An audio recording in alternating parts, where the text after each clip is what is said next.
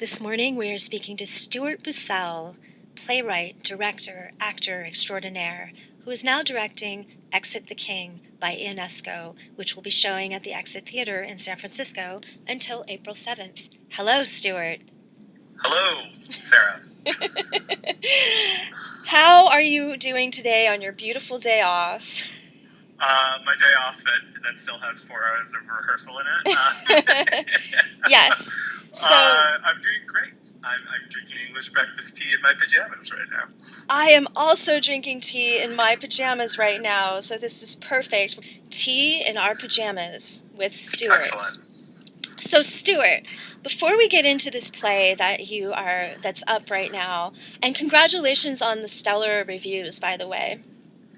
I'd say they've been more like solid, but thank you. This play is very divisive. I'm not always sure I like this play, so I wouldn't. Yeah. Fantastic. I can't wait to get a little more into that. So before we talk about that, let me ask you, how did you end up here? Physically here in San Francisco, I landed. I came here for the reason that you're never supposed to go anywhere, which is I moved out here for a relationship. And then that didn't really pan out, which I knew when I moved out here it probably wasn't going to, but I chose this over New York, I think, because California seemed closer to home. I had already kind of grown up in the New York area. I didn't necessarily want to move back there, and there was kind of a possible romantic thing here that I just wasn't done yet with. But then I thought I was going to move out here for like 2 to 3 years, and then now I'm still here 15 years later. So that's a thing. So the relationship didn't work out, but theater became your lusty mistress. Way to put it back on track. Yeah. Well, theater. I mean, I've been doing theater for a really long time, but my father is a New Yorker and grew up in New York. Spent pretty much his whole life there. You know, he moved around a bit, but spent most of his life in New York. And in New York, there's just much more of a culture of just theater going. Plus, my father grew up in like mid-century New York, which is when which was like the Broadway heyday, and also like the off-Broadway heyday. Like there was just a bajillion plays all the time, and like people just went to the theater for like $10, you know. Yeah, and they dressed up and everything. Yeah, my father even told me that it was actually really, because theater was so much cheaper then and so much more part of the normative culture of being a New Yorker, that like oftentimes people would just, you would go for the first act and you'd skip out on the second act, or you'd come in at intermission and sit down because, you'd already seen the first act another day, or all the good stuff was in the second act anyway. Like there was just much more of a kind of casual relationship with theater, which actually oftentimes made people more likely to see a lot of theater, at least the way he tells it. But yeah, so he loved theater, and my mother is very crafty. Like she's very oriented towards a more kind of visual art making type personality. But they're both kind of arty in their own way. And as soon as we were old enough to go to the theater, they took us to the theater, and so we were just kind of brought up watching theater, and both of my siblings, all 3 of us, went into performance. My brother is a musician.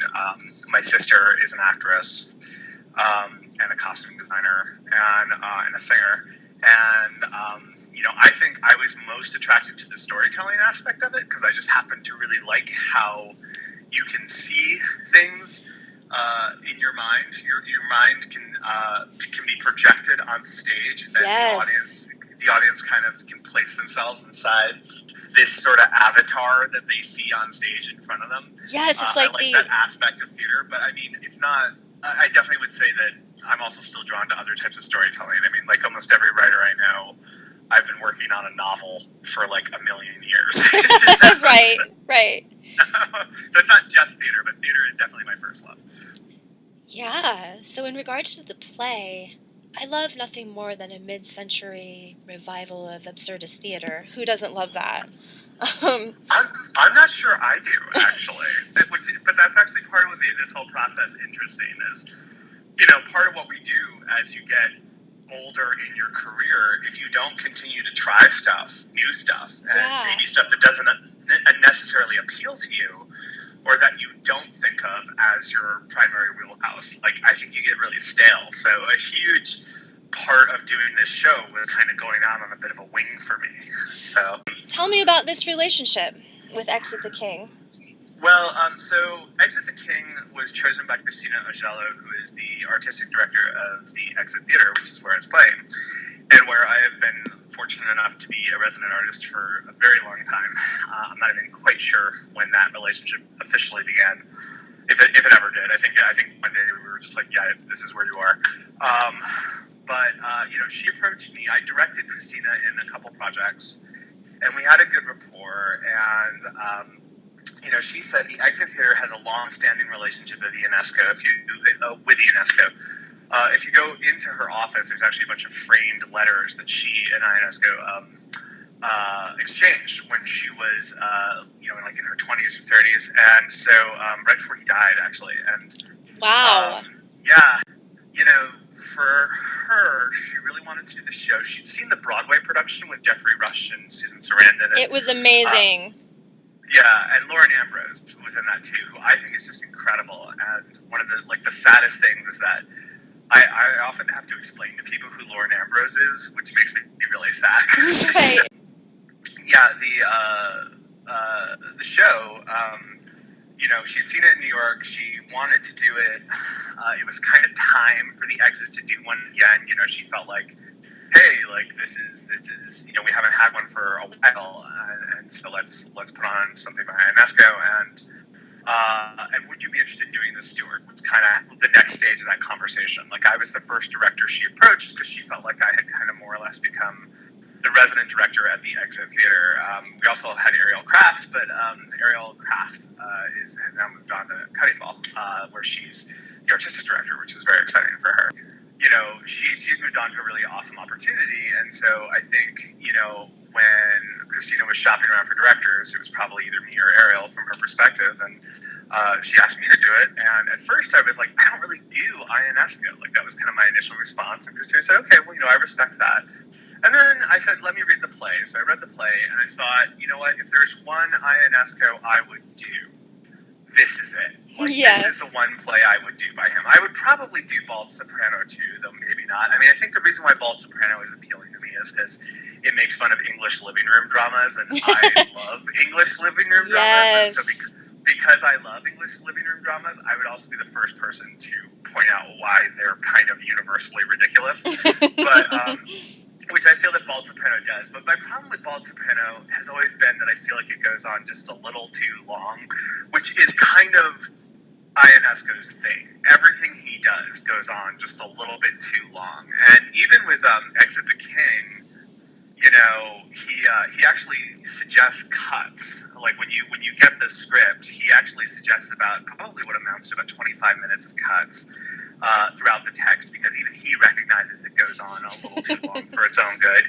And we made about 15 minutes of those cuts we agreed with, and we kept about 10 minutes of his suggested dropped material. And actually, if I could change one thing about my current production, yes, I probably would now cut those 10 minutes as well. Oh, wow. Okay, yeah. Because I also still think the play goes on just a little too long.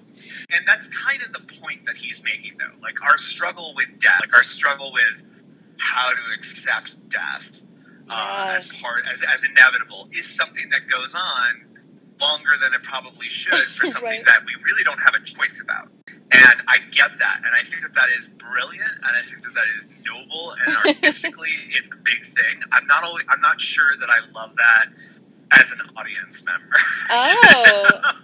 Well, it's interesting. I think Ionesco is like tofu. You either love it or you don't. Right. And it's funny because one of my favorite musicians describes her music that way too. She says, we're broccoli of bands. Like, right. I swear to God, we're good for you. Let me ask you, you reminded me of a question I actually wanted to ask you regarding the script. Now, I know that Ionesco loves to challenge the director and the actors with his scripts at times, and I know there are a few moments in this script where he sort of says, oh, just kind of figure it out, meaning there's one moment where Queen Marie, has to magically disappear off the stage. Yeah, which we do. She does have a very dramatic exit. Like, I actually, as a playwright, I tend to write ridiculous stage directions too, and I usually put a caveat into the first page where I say stage directions are written for dramatic purposes. Figure it out any way you can. Just keep it theatrical. That's usually my guideline. Right. Like, I think any playwright after Arthur Miller who's really like expecting people to actually adhere to the stage directions is in for a rude awakening, because very few directors can. Yes. And also, like, it's so hard as a playwright to predict what the director's going to do or can do with the resources they have when they're in the room doing the show. And if you're going to be super strict about stuff like that, then you have to, I think you really have to sort of set yourself up to be disappointed there. But what I like about Ionesco is that he recognizes his stage directions are kind of ridiculous, and oftentimes he kind of slightly throws in something like, however you can figure it out, this happens. Like, he has a sense of humor really about it. Yeah, what he's really trying to do, I think, in my opinion, is just convey a dramatic truth. I mean, Laura Dern talked about how when she was in Blue Velvet, that David Lynch, said, when you come into this moment, her very first appearance in Blue Velvet, and she, he said something to her to the effect, like, I want you to come in like a roll of thunder, or something like a soft roll of thunder. She was like, okay, like, what do you do with that? But the thing is that what he really meant is, I need you to really step in with, like, power, not like loudness. Like, your entrance is soft, but the moment you come in, it's like the world opens up, And I think that Ionesco is very similar. A lot of his things are imagist oriented, and it's less about actually realizing that image and more about challenging the interpreter to find a creative way to realize the intent. Yes, I think that's fantastic. I think artists feed off challenge. I think most humans in general feed off challenge. Like, if we want to come full circle and talk about relationships, you were feeding off the challenge by coming to San Francisco, and then you were given a bigger challenge by building yourself up as this sort of theater warlord. Because you are fighting a war out there, like, we don't have a lot of money, we don't have a lot of time, and we have these big dreams, I do refer to indie theater as trench warfare. I occasionally have said it's like trench warfare. Yes. So I already know that you don't like to view yourself as a sort of soldier or warlord type, but maybe you are the kindly side man who has the pearls of wisdom, who saves the day in every Shakespearean play. How about that? The tricky servant, as we used to say. Yes. The wise, loving, gentle one. Who I tend to think of myself as is actually, I usually see myself as the, if we're going to go with like Shakespeare figures, I actually oftentimes feel like I'm sort of the advisor who sees it for what it is and doesn't really get listened to, and then at the end he's like, well, there you go. It's like, it's Timon's Steward. Yeah, Timon Steward. Yeah, or I mean Horatio in Hamlet is who I've often related to. Yes. So back to the play. Was there some insight that you gained from doing this play that you honestly feel like you didn't have before? Oh yeah, and like, I don't regret doing this play at all, and that I want to make as clear as possible. I actually am really proud of the work, and I'm really proud of the work that everyone put into it. And I think it's a really unique show. Like, I told this to the cast on opening night, and I meant every word of it. Like, there aren't a lot of plays out there that you can see right now that are like this, partly because it is a throwback to another time, but also because he had a vision that no one else has really ever had, that we know of, at least. I mean, I can't think of any other modern theater maker, but I can't think of any other modernist to mid-century theater maker who really, excuse me, has captured, like, has found the humane side of existentialism and been able to convey it dramatically the way that Ionesco does. I find his work less caustic than Sartre's, for instance. Ionesco has a kind of like gentleness to his existentialism that makes me feel like he is compassionate towards his subject matter. Sartre is much more critical, and I think Sartre has his place, but like that definitely. And I actually love Jean Genet, who I'd also throw into that group too. But Jean Genet is just has a bleak outlook. You know? Yeah, prison probably had an effect on him too in that way. Oh, absolutely. And being a marginalized people certainly had an effect on him as well. But like, you know, and being a criminal himself probably had an effect on him. Absolutely. But you know, and Genet's work falls into what I would consider like transgressive work. But you know, Ionesco somehow managed to create theater with, for lack of a better way of putting it, bourgeois appeal, right. but harder lessons to learn than most bourgeois theater has to offer. So it's sort of like bougie edge. Yeah, he's got bouge edge. And I actually like that about him. Like I think it's important that we not forget that everybody has value and has valuable things to learn. You know? Absolutely. And it's interesting that you brought up Sartre because the two of them were known to have a very sort of quarrelsome relationship. And that doesn't shock me, yeah. And Ionesco actually said in an interview, which I posted on my blog right along with this, with the plug for your show, and this interview will be there as well, where he ever so gently calls Sartre a political poser. Right. And mentions how Sartre kind of flip-flopped around and sort of grabbed onto the ideas that were working for him, very much in a survivalist artistic way, which we get. But at the same time, I think Ionesco was so much more comfortable with his beliefs and his ideas that he didn't have to pound it into anybody. He just presented them because he stood behind them solidly, and that was his point that he was saying about Sartre, is he just didn't believe that Sartre was necessarily authentic. Right, and again, I think I think the authenticity that comes through in Ionesco is his humanity. Like he doesn't think that these things are valuable unless they have something to give us to make our lives more livable. Right, like that was really Ionesco's point with existentialism, is that, you know, life is meaningless, but also it's incredibly meaningful as a result. You know, because we bring all this meaning to it. I think for him it was about being conscious and living more consciously, whereas I think with Sartre has that kind of petulance that is really about tearing stuff down for other people. But what they both have, and I appreciate, and most people do that suffer, you know, either in their environment or politically or sexually as well, is they have a very strong sense of humor. So no matter how deep and dark it gets, they are able to pepper it with these little gems of humor that I also see, especially in this play.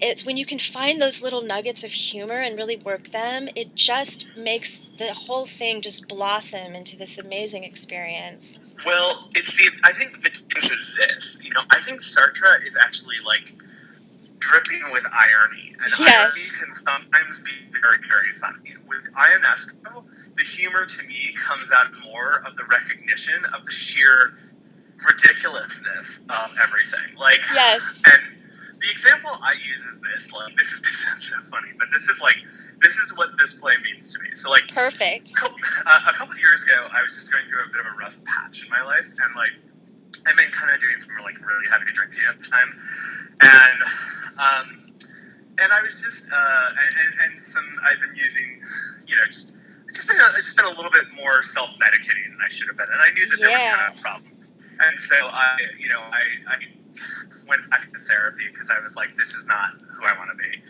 And my therapist at one point was like, listen, I know I don't really think you have a problem. I think you're just going through a rough patch in your life.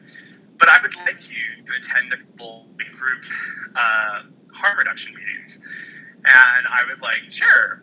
She's like, I think you'll get a lot out of them. And so I went to these harm reduction meetings, which were for people who are at any point on the spectrum of questioning their substance use of any kind. You could be there for smoking too many joints. You could be there for like shooting heroin into your eyeballs. Like anyone was allowed to come in. Right. So it was like, it really ran the gamut.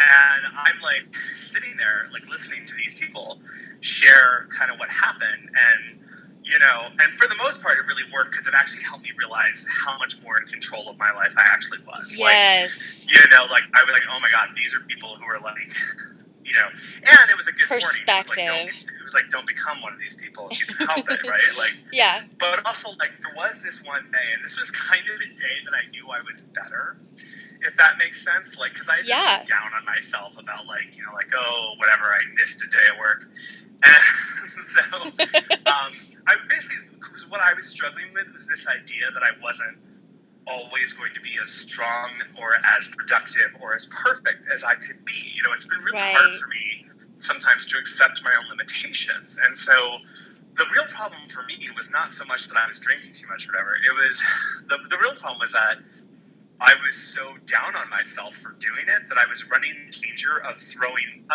of embracing it too much. Instead of being the guy who's like, so, you know what, I'm going to take a break. I was kind of teetering on the brink of being the guy who's like, I'm just going to throw myself headfirst into the bog because I've already ruined everything, you know? Oh, God, and, yeah. Yeah, so I think that was really what my therapist was trying to get me to understand. Like, you have so much more agency in this than you think you do. And seeing other people's struggles and learning how they compromise their own agency through various long lines of choices was really helpful. But to get back to why this comes back to Exit the King. Yeah. So the day I kind of knew, and it was the last time I ever showed up to one of these meetings because I felt better after that. I felt like I knew what I needed to do and how to do it. Like, you know, this guy is talking about his crystal meth use. Yeah. And he's talking about smoking, you know, crystal meth through a pipe. And he says, you know, God, like, I'm just so worried that I'm going to get gangrene from a pipe and my lips are going to fall off. And I just started laughing. And everyone looks at me. And I was like, so sorry. I don't mean to feel that. Like, that is a real fear. He's like, it can happen. And I said, but don't you? I was like, okay, for a moment, sir. Just, you know, because the poor group leader is sitting there looking at me and like, please turn this into a teachable moment, you know? Yeah. Turn this around quickly. Right. But, like, I was like, don't you see, like, you're smoking crystal meth. Like, so many other things are likely to happen before your lips fall off. And, like, I'm not saying that can't happen, but to me, that's like being afraid of getting, I don't know, to me, that's like being afraid of being swallowed by a whale when like our beaches are covered in hypodermic needles. Yes. You know, it's like, yeah. I was like, it's to me, I'm like, and I was like, don't you see how that's funny? That's what you're worried about. I see how it's funny, but. Yeah, and he looked at me and he goes, no, I'm really scared of it. And I said, okay, you're right. And I backed down immediately. I said, I'm so sorry. This is not me. But afterwards, I was talking to the group leader. I said, I apologize. And she was like, no. She was like, I actually see what you're saying, and I don't think you were even rude about it. She was like, I just think, you know, maybe that's an important thing for you to realize is that if you have the ability to step outside yourself and see the absurdity, that's your foothold into coming to terms with whatever it is you need to come to terms with. Yes. And that to me is what Ionesco is doing in Exit the King. He's stepping outside himself numerous times. And he's pointing out just how absurd death really is, and age, and the fear of death, and the fear of age, and also everything in our culture that we do to protect ourselves from that fear, and also to comfort ourselves. Like, there's a whole... Our vanity is huge. Like, we cling to our beauty when we know we're all going to die looking like a wreck, you know, or whatever. Or even if we don't die looking like a wreck, even if we die looking perfectly, who's that for? Right, who cares at that point? Yeah. Yeah, and like he has this whole sequence that I call the funeral sequence, where basically they perform a funeral while the king is still alive. And it really illustrates how much of our culture is, like religion and so forth, is based around just comforting people. Yes. You know, with this thing, but also a lot of times it's just empty platitudes. All that stuff just sounds like ornate nonsense at the end of the day. Yes. If you really start to listen to it. And then just when you think he's being really callous about something, he will throw in something really beautiful. Like, there is this moment where the character, right after the funeral sequence, when he really is kind of falling apart, and they make him sit down in the wheelchair for the first time. And in our production, every time the wheelchair comes on stage, we accompany it with a guillotine sound because they associate the wheelchair with that's the beginning of the actual end. Like, once you're in the wheelchair, you're done, right? Right. It's like adult diapers. Right, exactly. And so, when he sits in the wheelchair for the first time, he does have this one really beautiful moment where he says, I used to really love Mozart. I'll never hear that music again. And that moment is very real and really beautiful, because that is the tragedy. And what Ionesco is trying to tell you is, all this other stuff you're worried about, the pain, the whatever, none of that stuff matters compared to just, there are these things that you will do for the last time. And some of those things were things that really did matter, because they mattered to you. And my boyfriend, I was sitting next to my boyfriend on opening night, and he cried. That was when he cried, was because he was he was like, I think about that all the time. That it's not so much death that is terrifying to me. It's just the sadness of not doing something I love anymore, or not hearing it again, how do we let go of the things that mean so much to us is actually the real source of anxiety around death. Part of also what, Ionesco points out is that if you live your whole life trying to extend that relationship as long as possible, the truth is, after a while, it won't mean very much to you. So, Berenger has actually lived for 400 years. He's had plenty of time to listen to Mozart, and he hasn't been listening to Mozart. Queen Marguerite really points that out at one point, where she says, you have had all the time in the world, and he says it wasn't enough. And on one level, we will always feel that way. No matter how well you've lived your life, you will always feel that way, right? Or most of us will feel that way. And it's just like art. It's never finished. You think it's finished, but it could always be a little bit better. And it's sort of like that. It's like, when do you stop and just let it be what it is? Have you ever read the story Leaf by Niggle by Tolkien? No, but tell me about it. So this is one of my favorite short stories ever. So Tolkien, obviously, Lord of the Rings, is what he's most known for. But the thing that Tolkien's actually really most known for in literary circles is having a bottomless drawer full of stuff he never finished. Yes. It's kind of a miracle that the Lord of the Rings was finished, because he loved storytelling, and he loved stories, and he was a very slow writer. And he was never, ever really satisfied with what he wrote.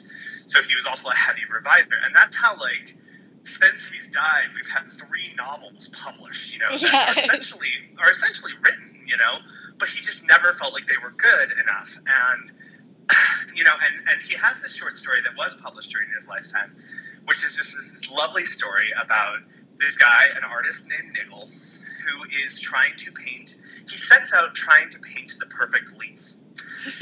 Oh dear. And that slowly turns into trying to paint the perfect tree, and then that turns into trying to paint the perfect forest, which turns into trying to paint the perfect world, until suddenly he's working on something so big he'll never possibly finish it. And then life interferes with everything, as it does, and long story short, he ends up dying. Everyone he knows dies.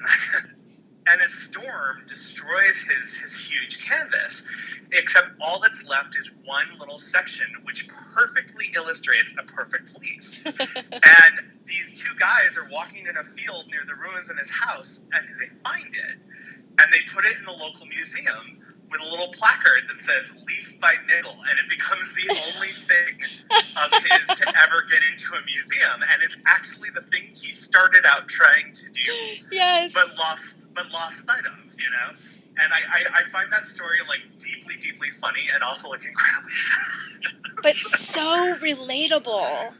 I mean, how many times have you second-guessed yourself creatively and then and go on this little journey, and then you come back right to the first choice that you made, your instinctual choice, right? It happens so often.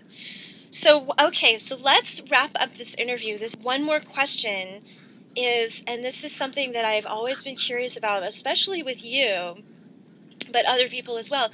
how do you time manage? You do so much work. How do you just do your everyday stuff? Like right now you're in your pajamas drinking tea, but like how often are you able to just kind of do normal people things, if that makes sense? First of all, what are normal people doing? Right? Second of all, maintaining relationships is huge for me. Like I have friends who are not in the theater community. That's been really important over the years to really keep that. My friend Rob is like, I refer to him as my lawyer friend because he's a lawyer instead of a theater person. Very useful but, like, friends. I've known him for a very long time. I'm lucky that he lives locally in San Francisco, and so like, he's someone who I try to just always maintain a good friendship with because he reminds me that there's bigger things in the world than this. When you have good friends, time management is more of an imperative because you want to spend time with those people. And it's so important to me to maintain relationships that making sure I prioritize my schedule in a way that allows for me to have free time to spend with people is really, really important. Yeah. Also, having a relationship that I've been in for over 10 years now, I mean, he's an artist, but he's not a theater person. And again, like making sure that we always have time is important and help me prioritize my schedule. But it really just comes down to very unromantic, unsexy things like you learn to keep a calendar. Yes, you learn to keep a calendar, things. and you learn to actually check it. Yes, that was the yes. thing that it took me a little while to learn is you can't just walk around with a calendar. You actually have to put stuff in it. Yeah. And then before you say yes to stuff, you have to reopen it and look at it and make sure that you have the time. Yes. So, it's amazing when we figure these things out. Well, thank you so much, Stuart. I am really excited to see the show tonight.